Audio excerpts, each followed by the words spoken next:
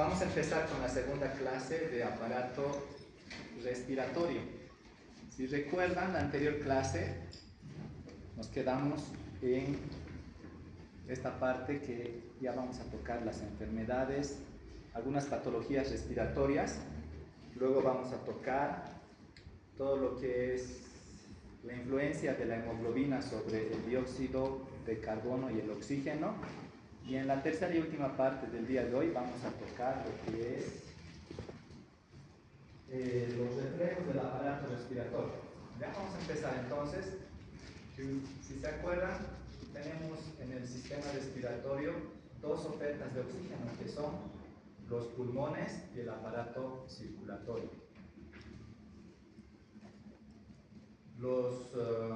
Los pulmones y el aparato circulatorio determinan en conjunto la cantidad de oxígeno en la sangre, que depende de tres aspectos importantes: la cantidad de oxígeno disuelto, la cantidad de hemoglobina en sangre y la afinidad de la hemoglobina para el oxígeno, ¿no?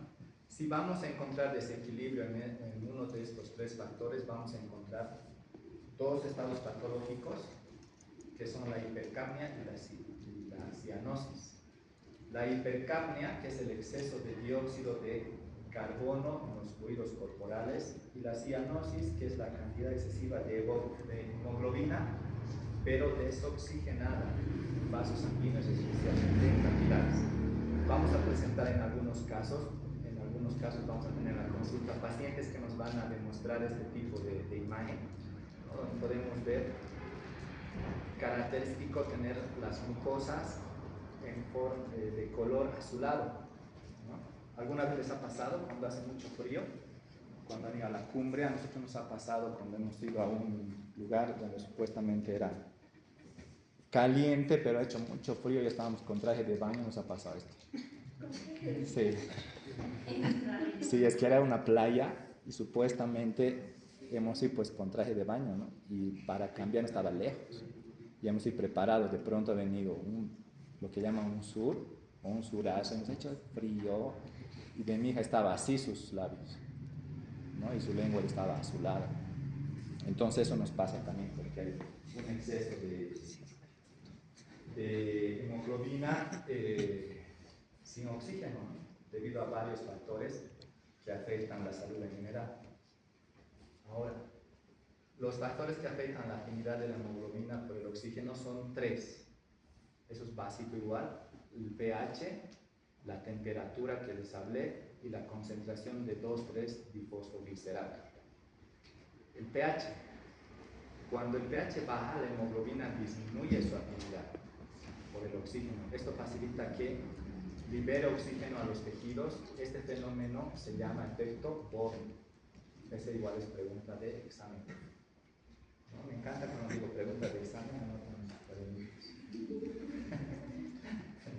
Entonces, ¿qué es el efecto Boden? Cuando el pH baja, la hemoglobina disminuye su afinidad por el oxígeno. La temperatura. Cuando hay un aumento de temperatura, también reduce la afinidad de la hemoglobina por el oxígeno, favoreciendo que este se suelte donde hay más necesidad, donde se necesita más, en los tejidos que se necesita más oxígeno, ¿no? Otro es el 2,3-difosfoglicerato, o también llamado 2,3-difosfoglicerato. Es una molécula que se une a la hemoglobina y disminuye su afinidad por el oxígeno, ayudando que la hemoglobina libere oxígeno en los tejidos, especialmente en condiciones de hipoxia o anemia. Luego vamos a tocar este parámetro de la hemoglobina, pero como ya sabemos, la hemoglobina es una proteína que tiene la particularidad de unirse al oxígeno, y esto hace que se libere este oxígeno en los tejidos. Ahora vamos a ver enfermedades pulmonares relacionadas con la alteración del pH, ¿no? También que se llama el efecto Boden. Vamos a tocar cuatro patologías importantes, las más importantes, que es el enfisema pulmonar crónico. la neumonía, la atelectasia y el asma. El efisema pulmonar crónico. Básicamente, ¿qué significa? Es el exceso de aire en los pulmones, que es un proceso destructivo crónico especialmente dado por el tabaquismo. Como ven aquí, los alvéolos pulmonares están totalmente desintegrados, ¿no? Se ve alvéolos pulmonares afectados por la nicotina. Se producen tres aspectos fisiopatológicos importantes: la infección inicial, la infección crónica y luego vamos a ver la obstrucción de las vías aéreas, ¿no? Entonces son la infección crónica y la obstrucción de las vías aéreas. La infección inicial se da un exceso de moco y edema inflamatorio. En este proceso se da una obstrucción crónica de las vías respiratorias. La infección crónica ocurre por inhalación de humo o sustancias irritantes. Las sustancias irritantes alteran la defensa del organismo, ¿no? Se inhiben los macrófagos.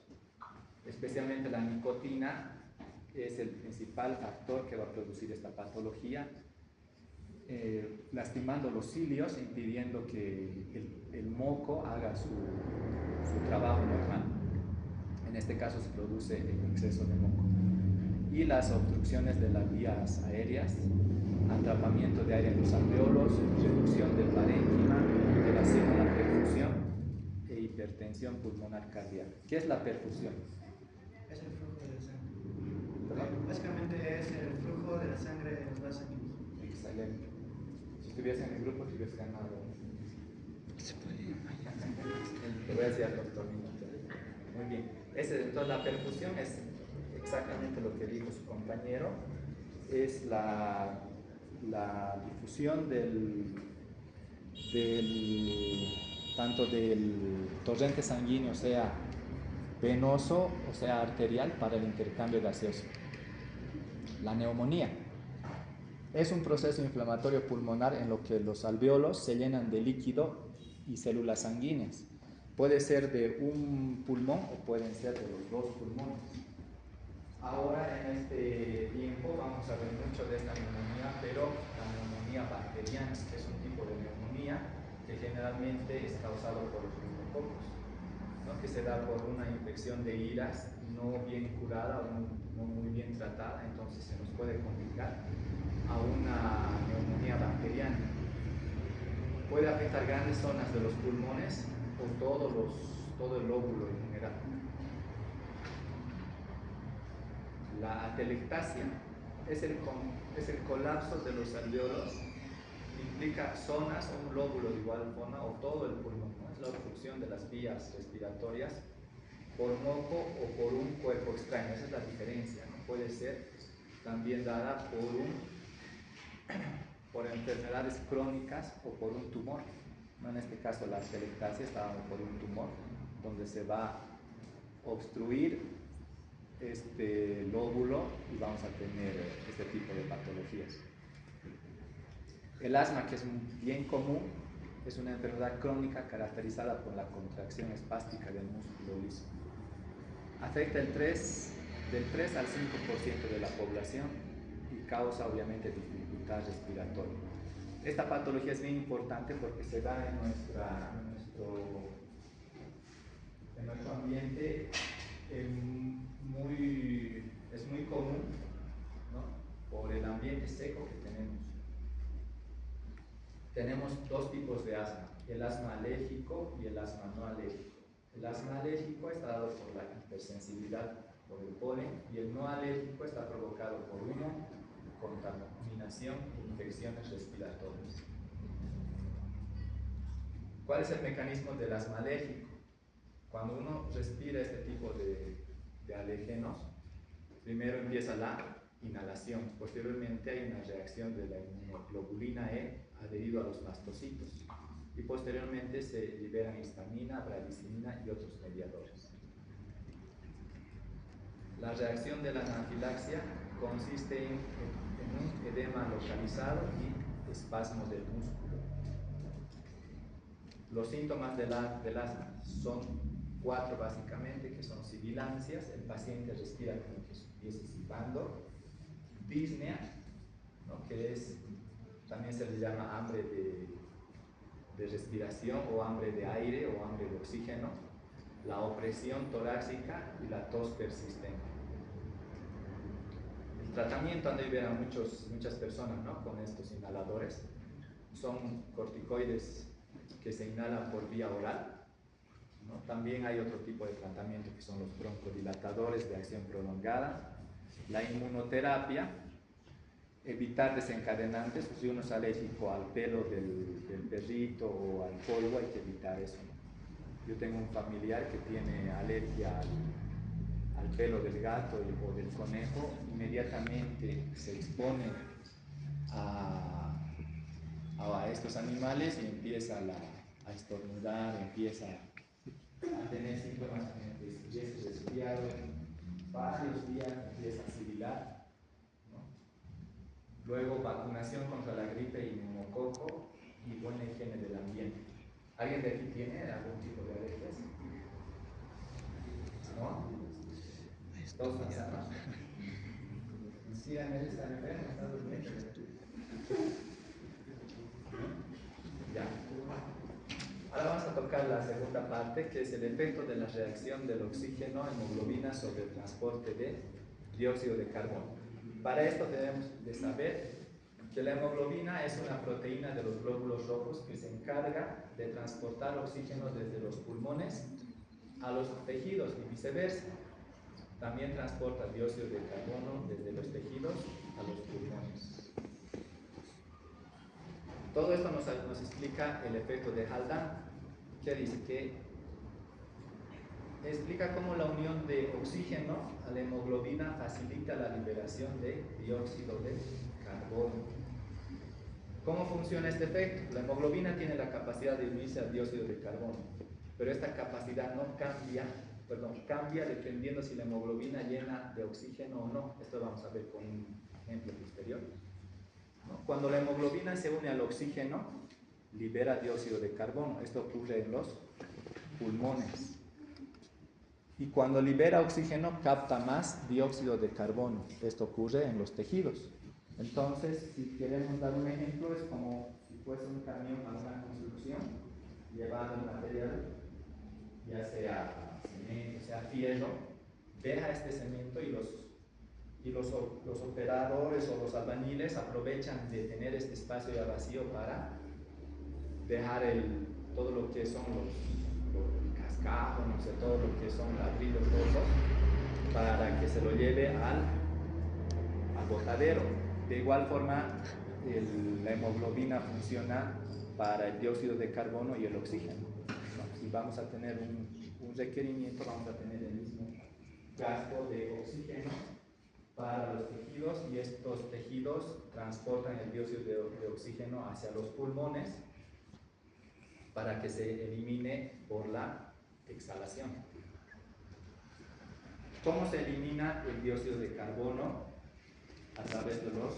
¿Cómo se elimina a través de los tejidos hacia los pulmones? Estos viajan de 3 formas. En un 20 a un 25% se transporta como el carbamino hemoglobina, ¿no? Porque se une directamente a la hemoglobina. En un 70% se transporta como bicarbonato. Y en un 5 a un 10% este dióxido de carbono viaja directamente disuelto en el plasma. Entonces son esas 3 formas que el dióxido de carbono puede llegar hasta los pulmones para ser exhalado.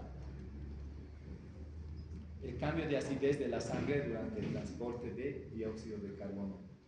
El ácido carbónico formado cuando el dióxido de carbono penetra en la sangre a nivel de los tejidos disminuye el pH de la sangre. Este pH es de 7.4 y va a ser que disminuye a 7.35. Los amortiguadores de la sangre, el bicarbonato, el ácido carbónico y la hemoglobina, impiden esta excesiva alteración. Entonces esto pasa en ejercicios intensos o bajo el flujo sanguíneo de la concentración de dióxido de carbono, se eleva y puede ocurrir acidosis tisular, ¿no? Este estado determina una neumonía pulmonar llamado disnea, que ya habíamos hablado anteriormente. ¿Qué es la disnea? Que es la sed de aire, ¿no? De oxígeno.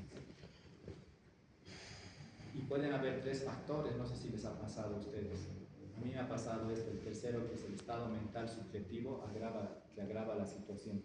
Cuando uno se sienta ansioso, empieza a tener disnea, ¿no? A respirar. ¿Les ha pasado o no? Cuando ha visto su nota de segundo parcial de fisiología, ¿no? Sí, también la normalidad de los gases de la respiración, ¿no? Por el medio ambiente, y el esfuerzo máximo de los músculos respiratorios. Algunos pacientes que tienen algún trauma respiratorio por algún accidente también pueden producir disnea, pero lo más común es el estado mental subjetivo que agrava esta situación, ¿no? En estos estados se desarrolla cuando aumenta excesivamente el dióxido de carbono en los tejidos. Entonces no empieza a ventilar bien y el dióxido de carbono se encuentra en mayor cantidad en el aparato circulatorio y empezamos a tener disnea. Ojo, en el consultorio les va a pasar también y tenemos que saber reconocer. Por eso cuando entra el paciente al consultorio debemos hacer una historia clínica de primera mano y hacer una anamnesis, ¿no? Si el paciente entra ya nervioso, transpirando, podemos tener este tipo de problemas. ¿Qué tenemos que hacer? Decir al paciente que se tranquilice y hacer que respire de forma profunda, ¿no? A ver, respire y ver cómo está su rostro, cómo está ella de forma general. Los reflejos del aparato respiratorio. Esta es la tercera y última parte de esta clase. Vamos a tener el estornudo. El estornudo se origina en las vías nasales, ¿no? Y se inicia por una irritación. Va por la vía aferente de los impulsos y siguen el quinto par craneal, que es el neumogástrico, ¿verdad? ¿No? Hasta el bulbo donde se integra el reflejo. El velo del paladar está en posición baja y permite que el aire salga por la nariz y también por la boca, expulsando cuerpos extraños de las fosas nasales. El otro reflejo que tenemos es la tos. La tos se origina en los bronquios y tráquea, donde son muy sensibles al contacto excesivo de un material extraño. Se inhala aproximadamente 2 litros de aire, se cierran las vías aéreas, la epiglotis y cuerdas bucales, y lo interesante de esto es que hay una expulsión brusca, ¿no? De las cuerdas bucales y la epiglotis liberan este aire a 110 o a 160 kilómetros por hora. Es por eso que en esta temporada que tenemos el problema de infecciones respiratorias o la influenza, debemos de taparnos el aire, ¿no? Porque si vamos a estornudar de forma abierta, podemos contagiar hasta 10 a 15 personas que están alrededor. El reflejo de la tos es la compresión intensa y colapsa los bronquios y la tráquea en sus porciones no cartilaginosas, produciendo hendiduras por donde el aire pasa con rapidez, arrastrando todo el material extraño. Ya, y vamos a quedar en esta parte, que es básicamente el lenguaje consta de dos funciones mecánicas. Ya vamos a hablar de la fonación y la articulación ya en la siguiente clase. ¿Ya? Entonces, nos vemos en la siguiente clase.